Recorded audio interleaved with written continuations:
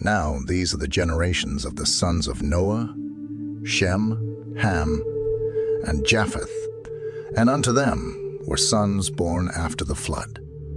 The sons of Japheth, Gomer, and Magog, and Madai, and Javan, and Tubal, and Meshech, and Tiras, and the sons of Gomer, Ashkenaz, and Riphath, and Togarmah, and the sons of Javan, Elisha, and Tarshish, Kittim, and Dodanim. By these were the isles of the Gentiles, divided in their lands, everyone after his tongue, after their families, in their nations. And the sons of Ham, Cush, and Mizraim, and Phut, and Canaan.